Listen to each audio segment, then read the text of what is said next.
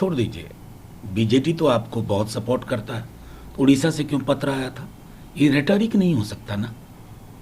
Vaccine strategy पूरी की पूरी बदलनी होगी। और सबसे महत्वपूर्ण सवाल, यूनिवर्सलाइजेशन ऑफ वैक्सीन, उस पर क्यों चुप्पी है अब तक?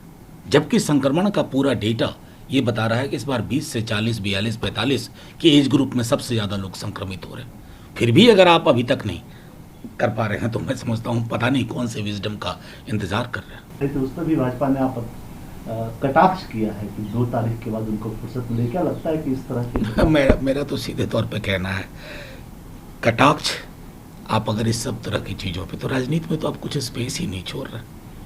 अब वाजपेयी जी ने बड़ी कविताएं लिखी, बाद के वर्षों को छोड़ दिए तो हारते ही रहे। कटाक्ष करे कोई कि बड़ी फुर्सत है, कविताएं लिख रहे हैं, ये तरीका है राजनीति का? अरे थोड़ी संवेदनशीलता बरकरार रखिए साहब, बहुत नहीं संभव है, थोड़ी बरकरार रखिए, हिंदुस्तान का भला होगा। सर, एनडीए को एक झटका लगा सहयोगी थी, क्योंकि अमूमन ये देखने को नहीं मिलता इधर, लेकिन अब ये प्रक्रिया धीरे धीरे होती जा रही है कि लोग एनडीए से अलग हो रहे हैं। आसाम में इससे पहले हुए थे, गोवा फॉरवर्ड पार्टी उनसे अलग हुई है, कह रही है कि आपके साथ रहना ठीक नहीं। क्या लगता है कि कुछ? देखिए, इस भाजपा के, मौजूदा भाजपा के चाल, चरित्र और चेहरे को समझना जरूरी है। शिवसेना क्यों अलग हुई, अकाली दल क्यों अलग हुआ, और नीतीश जी को तो मजबूरियां हैं और मजबूरियों की सारी चाबी इनके पास है। तो ये जो भाजपा है मौजूदा, ये अप्रोप्रिएट कर लेती है अपने सहयोगियों को, और मैं समझता हूं कि ये संदेश धीरे धीरे सब तक पहुंच रहा है।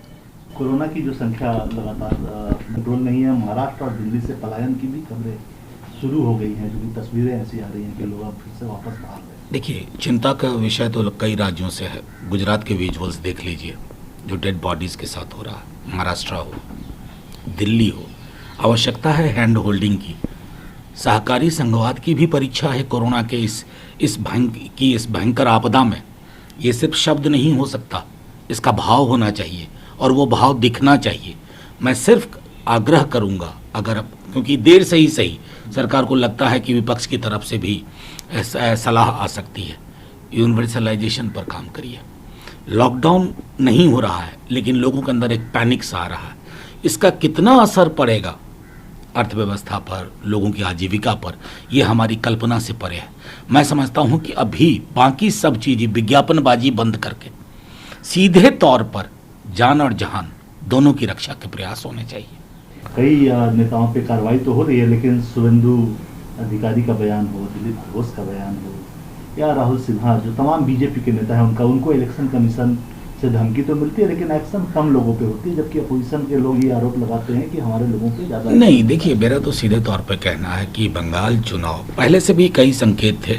इस चुनाव में चुनाव आयोग की विश्वसनीयता, उसकी साख, वो कितना प्रभावकारी है, इन सब की भी परीक्षा का क्षण था। और इस परीक्षा में मैं कहूँगा कि बहुत अच्छे से उत्तीर्ण नहीं हो पा रही है चुनाव आयोग, और ये चिंता का विषय सबके लिए होना चाहिए, चुनाव आयोग के लिए भी, राजनीतिक दलों के लिए भी, और जो लोग लोकतंत्र को बहुत गंभीरतापूर्वक उसका अवलोकन करते हैं उनके लिए भी। चुनाव में ही अमित शाह बोल रहे हैं कि मेरा वोट बैंक इन्फिल्ट्रेटर्स नहीं है। अब उन्होंने पहले तो एक बार टर्माइट कहा था, घुसपैठिए, फिर प्रधानमंत्री ने जाकर के बांग्लादेश में कुछ और कहा, बांग्लादेश को एश्योर किया। किसकी सुने, कहाँ तक सुने, क्या भरोसा, क्या सुनी क्या अनसुनी, क्या कही क्या अनकही। चुनाव का मौसम है, घुसपैठिए कौन है, जरा इसका भी विश्लेषण हो जाना चाहिए था ना, कि उस पर पर्दा डाल करके काम चल जाना चाहिए, और वो भी हर जगह नहीं, इलाका देख करके, इस इलाके में ये बात कहनी है, वहाँ इस पर चुप रहना है। ये मैं समझता हूँ कि ये पॉलिटिकल रेटोरिक, बयानबाजी लोगों को अब समझ में आने लगा।